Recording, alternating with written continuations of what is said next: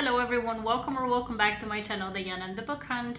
In today's video, I'm going to talk all about the Kindle Unlimited Readathon that happened last week that I participated in. I'm going to tell you all about the books that I read, which prompts I chose to follow, and which ones I managed to finish. I'm going to talk about which books I loved, and I'm going to tell you all about the ladies who organized it so that you know to go ahead and follow their channels and check out whether they have posted a reading vlog or a wrap-up that involves the KU Readathon because I think that it's the best way to kind of get recommendations to see who is reading what on KU. Unfortunately for me, and I've told you this before in previous videos, Kindle Unlimited is not available in the location where I live. So unfortunately, I cannot get the subscription for it. I cannot use the service for it. But the nice thing that happened was that most of the people who were participating in the Readathon who have Booktube channels, they did this kind of TBR video prior to the Readathon so that everyone can see what kind of books they're picking up. And on the basis of their videos, but also some research that I did on Goodreads, I found myself a couple of books that I had mostly on audio through Storytel so that I can participate with books that are actually available on KU, and then I can recommend to you as well now that I've finished them. So without further ado, let me just tell you about the Readathon. There's 5 ladies, I believe, 1, 2, 3, 4, 5, 6 ladies, I'm sorry, who originally came up with this idea to do a Kindle Unlimited Readathon that started last week on Thursday and ended on Sunday. We have Cheyenne from That Tall Book Girl, we have Crystal from Crystal's Bookish Life, we have Sam from Sam Reads a Little, Melissa from Book Bar, Jess from Honest Fiction, and then Tiffany from Neverland Pixie. All of their info will be linked down below so you can check out their channels. And I don't know if I have all of their, I think I have all of their YouTube channels. If I have Instagram handles, I'll try to post them as well so you can check them out. They have organized this Kindle Unlimited Readathon with the idea to kind of clear out the libraries that we have within KU and start fresh with reading new books and kind of recommend to each other what is available on KU so everyone can go ahead and pick up new releases or whatever has been stuck in our library for forever. So they've come up with a lot of prompts. I think there were a total of like maybe 15 prompts or something, and then I chose the ones which will fit onto the bingo board that they had created, and I'm going to tell you which prompts I chose and how my books fit within those prompts. We have a new to me author. For that prompt, I chose Locked Up Liars by Elle Thorpe. I've never read anything by Elle Thorpe before, and I do have a couple of books by this author in Storytel, so I decided to pick up this book because I just recently also saw Jess from Peace Love Books talk about this book, so I was like, okay, I'm going to pick it up and I'm going to see how that goes. Then I have series that I've been putting off. For this one, I chose a book by Nikki Sloane. We have the book which is called 3 Simple Rules. There's a couple of books within this series. They're very spicy, steamy. Some of them are taboo, I think most of them are taboo romances that are not very long. So I don't think they're novellas, but they're just short novels. And then the next one we have book that I have longest in my library. Again, for that one I've chosen 3 Simple Rules because I've had it on my TBR for forever, because I've read The Pool Boy, The Architect, the Initiation series by Nikki Sloane, and I've loved all of them. So I really want to work through the backlist of this author, and this is, I think, one of the books that came out prior to the ones that I've read. So I want to work through the backlist of this author, and this is one that I've had on my TBR for forever. Then we have a book which is under 250 pages. For that one, I chose a book by Alexandria House. I have a couple of audiobooks on Storytel by this author, and all of them are on my TBR. I want to get through them because they're usually short and they have a high rating on both Storytel and Goodreads as well, so I want to get through them to see whether I like them. And then the other prompt that we have is a book that ends in a cliffhanger. For that one, I chose the book which is called Heartbreak Me by T.L. Smith. And actually for that prompt, I chose this book. And then I actually, because I picked up that book and it ends in a cliffhanger, I also picked up the second book, which is Heartbreak You. Another prompt is give an author a second chance. For this one, I picked a book by Catharina Maura because I read the first book, Until You, at the beginning of the year, and I was a bit so-so about it, on the fence whether I liked it or not, more on the I was disappointed by it fence than that I liked it. So I've seen that Cheyenne from That Tall Book Girl absolutely loves Catharina Maura and she has been hyping up her book. So I was like, okay, I'm going to give her a second chance and I'm going to read Dr. Grant, which is the second book after Until You. And it focuses on the brother of the heroine of the first book. So that one I picked up for the readathon. And then book that I didn't get to in 2022, again, 3 Simple Rules by Nikki Sloane, because it's been on my TBR for forever and I should have read it last year, but I didn't. And then a book with a favorite genre. For this one I chose again Dr. Grant by Catharina Maura because it involves a highly forbidden romance between a doctor and a patient, a doctor and a student, and then a doctor and the granddaughter of his boss, basically. So very, very, very forbidden and interesting. So those are the prompts that I chose to follow throughout the readathon, and I finished all of the books that I had selected for myself. So I'm going to share my thoughts about them with you. Now, I started off with Personal by Alexandria House. I think that this book, I rounded up my rating for it to 4 stars. It's actually a 3.5-star read for me. If I look at the other romances that I picked up for this readathon, it's probably my least favorite that I picked up. The book centers on our hero Armand, who is this basketball player. I do have to say, before I start talking about the book itself, I think it's the 3rd book within a series. The other 2 books are available to me as well, but this one had the highest rating. So for that reason, I decided to pick up that book, and they can definitely be read as standalones. That's why I picked up the 3rd book. So this story centers on Armand, who is this basketball player. He is in the NBA, but he has a very bad rep because he has some very deep-rooted anger issues. And he's actually let go by his team and transferred to another team because of his issues. And he basically goes back to his hometown where his family lives, and he has a very messy situation with his family, with especially his mom. And later on in the book we find out why. So yeah, he has a lot of issues that he needs to work through, and I think that one of the conditions that was placed upon him that he can join the team is to actually visit a therapist, which at the beginning he was very opposed to go to the therapist, but he knew it was his only option, so he decided to go, which was a good thing for him, obviously. And then the heroine, her name is Elle. She is a model, and she comes from a family, like very well-known family. She used to be in this reality show because of her family. And she also used to have a very high-profile relationship with a very famous rapper who unfortunately passed away. And she has been dealing with online scrutiny her whole life. So basically she's had a lot of mental health issues because of it as well. And the 2 of them come together at this family gathering. I'm not going to try to explain how their family is connected because I'm going to confuse you, but at this family gathering, both of them are present and they see each other. They immediately have this attraction to each other.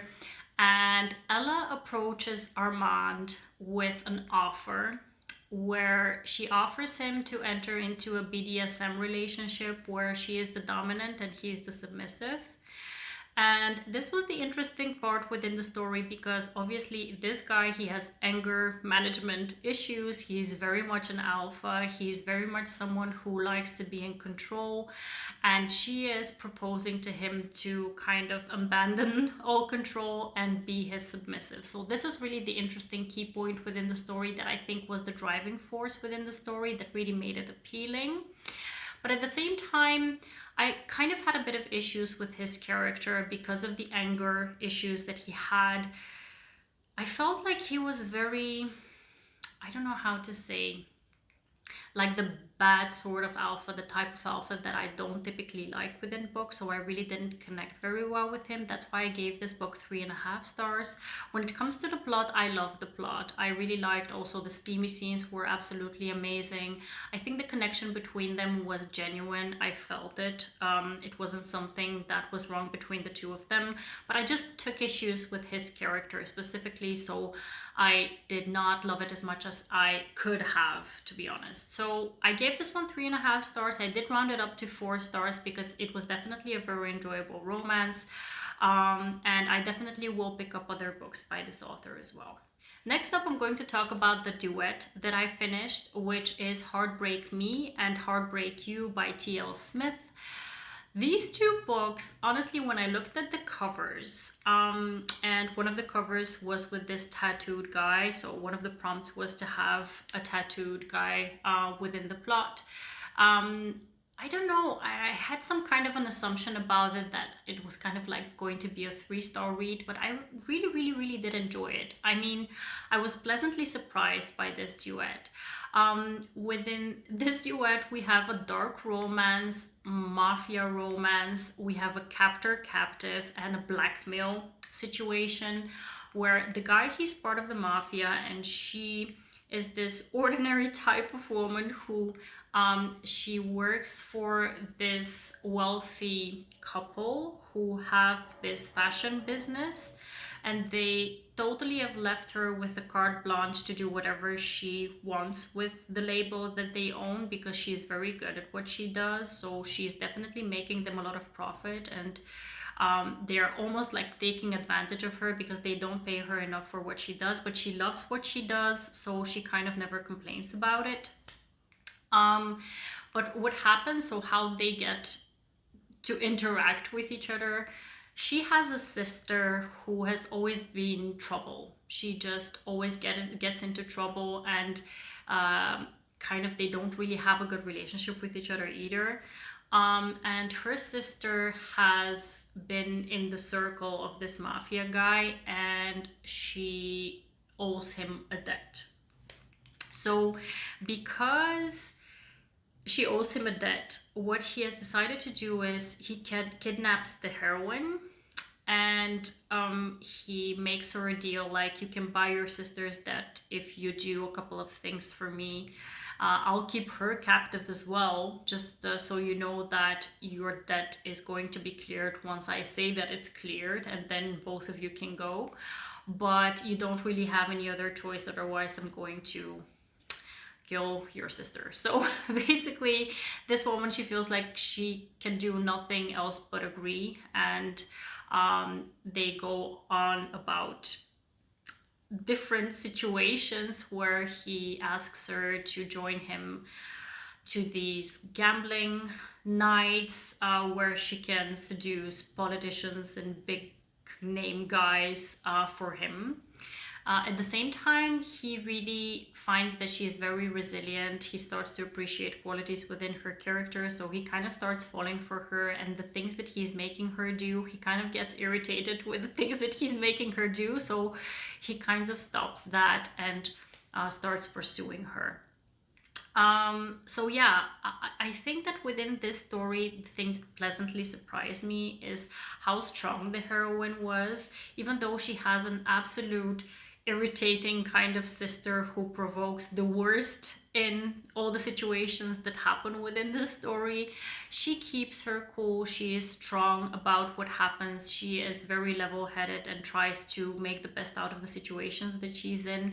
And that's something that the hero definitely appreciates, and kind of sees that she's the best kind of person that her sister actually isn't. While the sister is in love with him, she kind of fights her feelings for him, and he's like, wow, I haven't had that before, that someone resists me instead of gives in to me so easily. So the whole push and pull situation here was present very much, and the fact that the heroine, she didn't really give in to the whole mafia world and saying like, oh well, I was kidnapped, I need to do what I need to do. She was very reluctant in what she needed to do, and very much questioning why she's doing all these things for a sister that doesn't appreciate them. So I also appreciated the relationship between herself and her best friend, who was very encouraging within the story, very much kind of she alleviated the tension within the book. So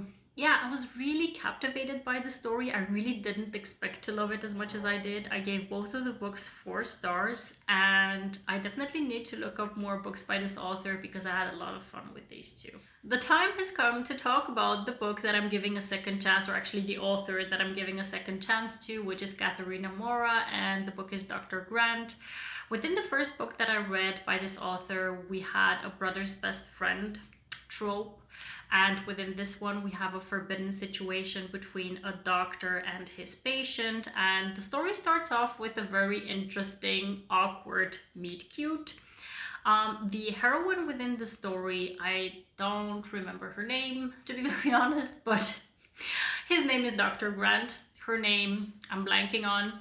She is this engineer who comes from a very well-off family, but she definitely wants to make a name for herself without having her family's name or money behind her.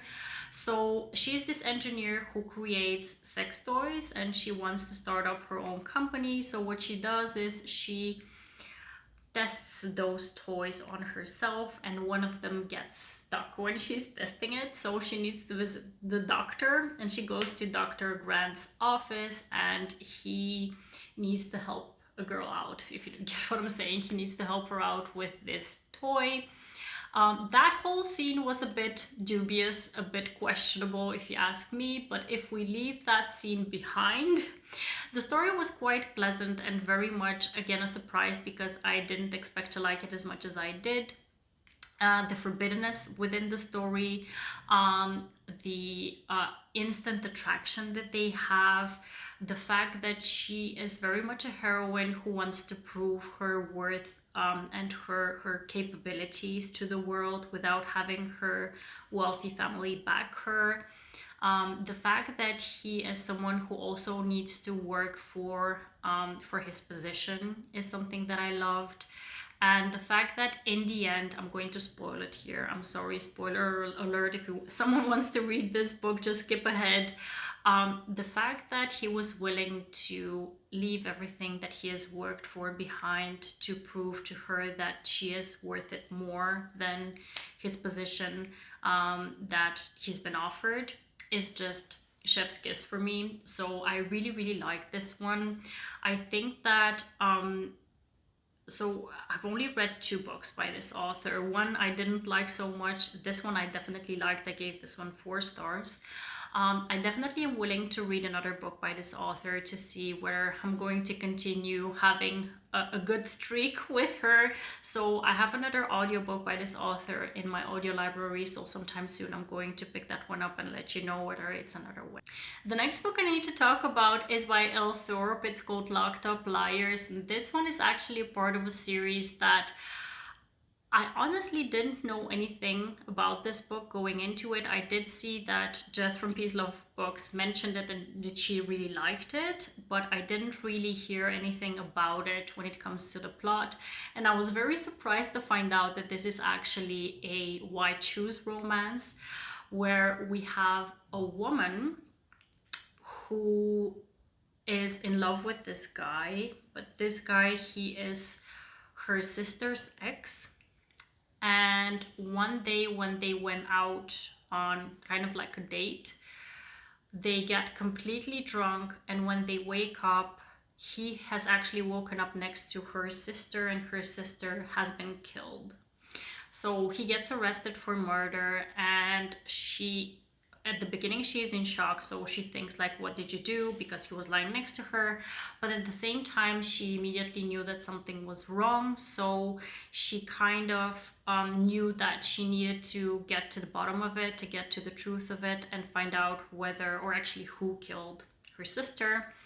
So she goes to a lawyer to kind of help him out, to help this guy out, but at the same time to get to the bottom of who killed her sister. So we have the guy who's in jail, we have the lawyer, and then we have a guy who is like the prison ward at this, or one of the guys who is like a prison security at this prison, who is also a love interest within the story. So the three of them are the love interests for the heroine. And while I did appreciate the suspenseful kind of situation within the story, I was intrigued to find out who did it and how the story will progress. I'm not yet very much kind of invested in all of the romances, because in the first book she was more kind of focusing on the lawyer. We did see sparks fly between her and the prison security guy, but I'm still not sold on it, if you know what I mean. Maybe because they're kind of also shorter books and I'm still not too invested in the story. Maybe when I read the second book, I'll be more invested in it. But at the moment, I'm kind of on the fence whether I'm loving it or not. I was really surprised by the white shoes thing, because I kind of knew that it was some kind of a romantic suspense, but I didn't know that it's a white shoes romance, so that took me by surprise. But then again, I need to read the second book to really figure out whether this one is one that I really love or not. At the moment, it's kind of a 3.5-star read for me. And once I finish the second book, I'll have to let you know whether it's worth it or not. So you can definitely be sure that I'm going to read that one, because I am still intrigued to find out who did it. So yeah, I'm going to update you once I have finished that one. The last book that I picked up by Nikki Sloane is possibly the steamiest, spiciest book that I've read in a long time. I'm not going to lie, this book really took spiciness to another level. I don't know whether it was just the plot or like the situations that I came across within this book that made it so steamy, but it just really was very steamy. The book 3 Simple Rules is a book that starts off with a woman who works in this firm where she is doing like the marketing stuff. She's like a graphic designer, or I don't know what her position exactly is, but she's in charge of having prepared the merchandise for like a PR company. And she notices that she has made a mistake on a very big client's merch that she has created. And then the presentation is supposed to be very soon, so she has no other chance but to order a new batch of the things that she needs to present, which costs a lot of money. And she needs to come up with the money to cover for it. And her best friend is an escort, so she decides to take her best friend up on her offer to join this escorting business, where she's going to earn a lot of money in one go to cover for her mistake. And the escorting bureau is one where you get blindfolded. The clients come in and there is some kind of a negotiator in the room who has your best interest in mind, where they kind of negotiate a price, and then the person who you agree to without having seen them goes about doing things with you. So the heroine within this book, she decides to go for it, but like in the beginning of the book, she's presented as someone who is like very ordinary, like very mousy. And then the things that happen within this book are nothing out of the ordinary. There is a menage, There is some BDSM factors that are very interesting. And the interesting thing that kind of makes this story all the more enticing is the fact that her client within this escorting situation is her boss.